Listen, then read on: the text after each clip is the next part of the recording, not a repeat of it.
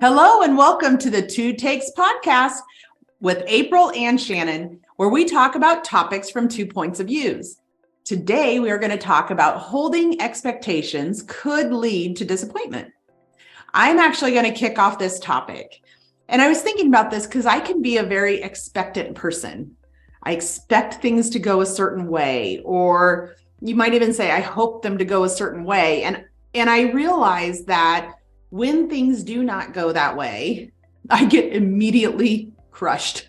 Sometimes I can be a little dramatic at times, and I'm thinking about that going, well, why? Why do I get really disappointed? And it came to me with some review and some insights of reading that I've done is that if you think about expectations, oftentimes there are expectations and never ever shared with anyone else. So in our head, we have the expectation that this is going to happen, and this is going to happen, and this is going to be great, and this is going to be the result. And we have all of this outlined for ourselves and honestly for others as they participate in that, but we never share it outward. And then we expect that they are going to play their perfect role in how we see it going. And then we're shocked. I'm shocked when it doesn't happen that way. And so I think about that going, do you guys live your life with a little bit of expectation? And if so, if you have that expectation, how often are you letting others know what that expectation is? I'm expecting my dog to lay on her bed as we're recording this.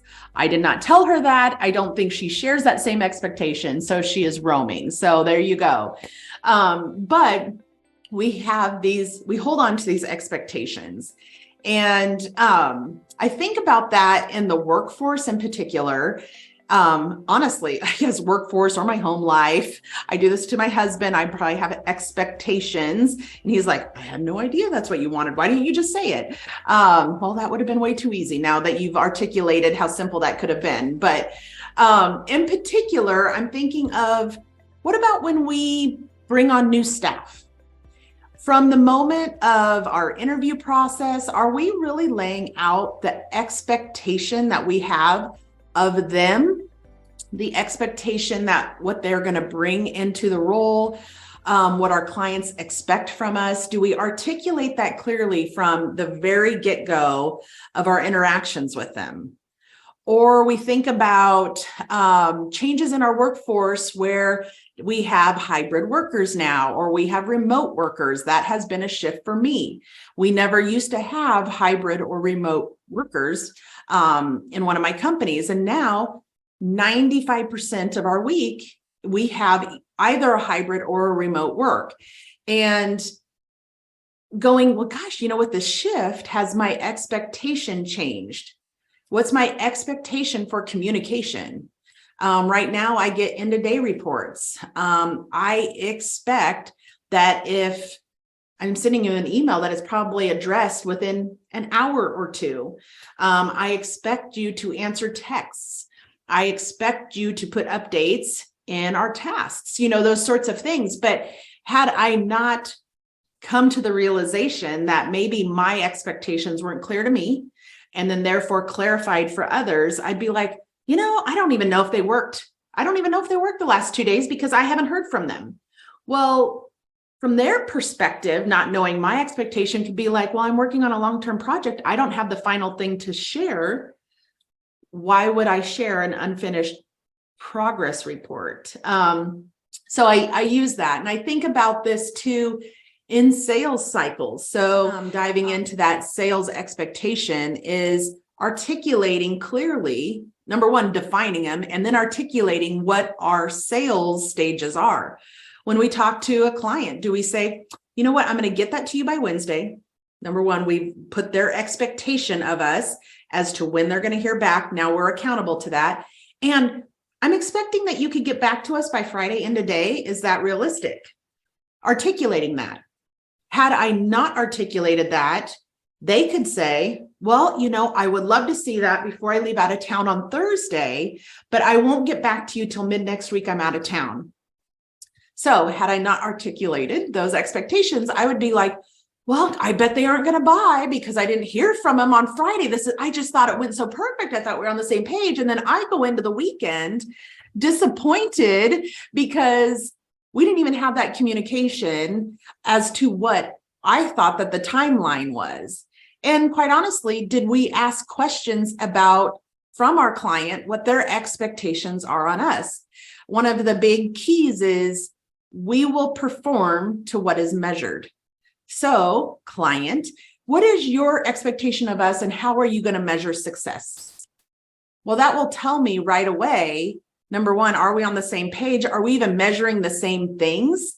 I'm thinking we are doing stellar work over here, and this is what they were expecting, and we never let the two collide or communicate. So these were some areas that I thought about. Expectations are real. Expectations need to be communicated to avoid disappointment. And how do we relate that into our work life? That's where my mind is. April, you're up. I'm up. Okay. So I have a lot of thoughts on expectations. And a lot of them revolve around our thought process. So Shannon touched on this quite a bit, but I'm going to expand it a little bit further. And one of the things that Shannon touched on was, I have thoughts and expectations that why didn't my husband pick up on this? Why didn't he just automatically know that I wanted X, Y, or Z done this afternoon or tomorrow morning or whatever the case may be? Because of course I've been thinking about them for a week or 2 weeks or whatever, planning all this stuff in my head. But I never, ever, ever actually articulated it to someone other than the own person in my head. I think about someone a non-work related thing, but a friend of both of ours that was having some family strife for a while. And there was a lot of that internal dialogue happening, the arguments happening in your head, what you would say, how it would play out. And then only a fraction of what you wanted to say actually was said. But in your head, everything cascaded the way you thought it was going to when the other people didn't even get a fraction of what it was you were trying to say. And there's just this huge disconnect then. And I think about also when it comes to the workplace, when we have employees, what do they expect? Finding out what they expect versus what we can give. Sometimes, as anyone who has had employees, or honestly, anyone who's ever even worked with somebody knows, people can have wildly high expectations of a business, an employer, a segment of the industry that just isn't maintainable. It's not feasible. It's maybe something that Google can do, but it's not something that we can do. Google has the resources to offer lunch for free every day to their employees and build a basketball court and do all those other fun things that we're not ever going to be able to do. So if you walk into our business as an employee with those expectations, and us, I think it would be apparent by the fact that we don't already have a basketball court, that that's not in the cards. But again, that's me anticipating that somebody understands something that hasn't been explicitly said. So sometimes having those, what can be difficult conversations of, okay, what is it that you are actually expecting here? Because I don't want you thinking that on your 1 year anniversary, we're going to come in with a pile of cash and a camera crew and flowers and all of these things, only for us to give you a gift card to Chili's and say, hey, thanks for the last year.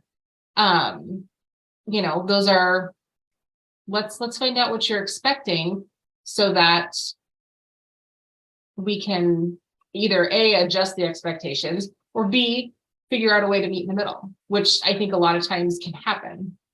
Right. The non-work thought that I had on this was Shannon and I kind of chatted about. You think about when you were kids, for the people who are our age, we grew up in the generation of there always being some sort of a toy or a surprise inside of cereal boxes.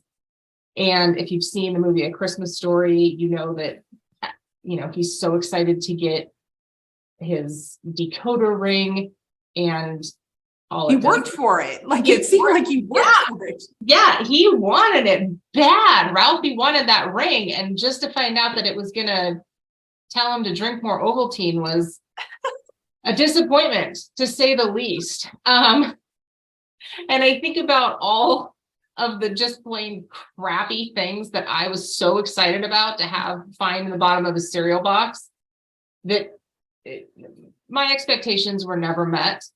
I think the only person whose expectations were ever met by finding a prize in something was my mom when she was a senior in high school. I don't know if it was a cereal box. It was some type of random drawing. But she was one of 50 people across the United States, 50 high school seniors who just randomly won a Mustang. I couldn't believe this when you told me this. And now you also said that it was high school. I didn't realize that either. That would be amazing. And honestly, that probably would it would set a level of expectation for the rest of my life pretty high. Right? Like every time you enter something, you think about all of the raffles that you entered at your kids' fun night where you walked away with maybe at best somebody's bunt cake. You never got the TV or the bicycle or whatever. I thought about that when Peyton was selling Girl Scout cookies. We worked, and it's like she got a little notepad and something else, and she was disappointed. And then the next year she goes, I don't know if I'm going to do Girl Scouts, but maybe I'll just wait until after cookie time. No, but our expectations were different. Mm-hmm. Yeah. And I think, which Shannon and I have had this conversation a lot too, in regards to our expectations of people and life. When it comes to people, Shannon's husband, Travis, and we are two peas in a pot. We are extremely pessimistic about people in general. Like I have no expectations of people whatsoever. Shannon, on the other hand, is extremely optimistic about every human that enters her sphere. And then if something happens, she is devastated. And that's one of the things that I love about her, because she just has this optimism about things. Whereas I'm just kind of like, and I'm like, you saw that coming? Yeah. I'm like, wow, I didn't see that coming at all. Yeah. But at the same time, like Shannon had mentioned, she's can be more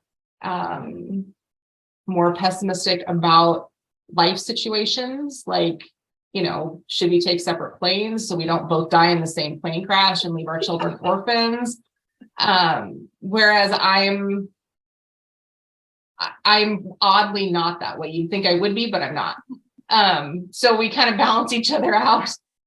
We can talk each other down off of our respective ledges that way. Just put it that way. It is true. It is so true. And I'm thankful a lot of times with the balance that we create to one another. Like you say, I like that she's optimistic, and I don't know where that comes from, but a lot of times I'm like, let's get back on. I like super optimistic about potential in people, but there's things that maybe surprise me. And sometimes you guys can't, you and Travis can intercede and go, hey, this might happen because I have people that are different from me in my circle of influence, which I appreciate. They bring things into a reality to me that I need sometimes. And I think that's what we all should attain. We can't be in a sphere of all like people. It doesn't help us that well. So. But since I've now managed to get Shannon off topic, getting back to the actual topic, being willing to have those conversations about what you expect and finding out what other people in your life expect, be it from you, be it from the people around them, be it from life in general. I wasn't expecting to yawn right then, but I did. Is key to everyone being on the same page, first off. Secondly, minimizing those disappointments, because there's enough disappointments that happen just in everyday life, like me reaching into a bag of Starburst and getting all orange Starbursts. There's no way to mitigate that. Apparently Shannon likes orange Starbursts. I think they are of the devil, but I hate them. I hate orange Starbursts with a passion. Oh, I will. Do you like the yellow ones too? No. Okay. Well, those can. Truth be told, I mean, I would suffer through it, but I will not. If I could be starving and if it was a bowl of nothing but orange Starburst, Shannon wins that one. That's funny. And I guess Starburst has mitigated that now because you can buy the only pink Starburst or the only red. So that's a consolation for me. But I think there's enough disappointments that we encounter on a daily basis, either in our personal lives or our work lives, just in general, that can't necessarily be mitigated, that if we can sidestep some of those disappointments by really articulating our expectations and knowing what others' expectations are as well, then things will be a lot more harmonious. Yeah, absolutely. And so what is the common thread? Communication, which I'm sure we will have many topics on in future 2TAKES podcasts on communication. We could probably talk about communication attributes until the end of time, because it is always a challenge and something we can improve upon. But thinking about your expectations, thinking about communication and how we do that, bring that into your world. Sometimes it takes us slowing down, going, why did this go sideways? Did that make sense that it went sideways? What did I not say? Let us know if this made sense to you or resonated with you. We love comments and how you have come away with something that you didn't come into the 2TAKES podcast with. And we look forward to seeing you on the next topic. Have a great week. Bye.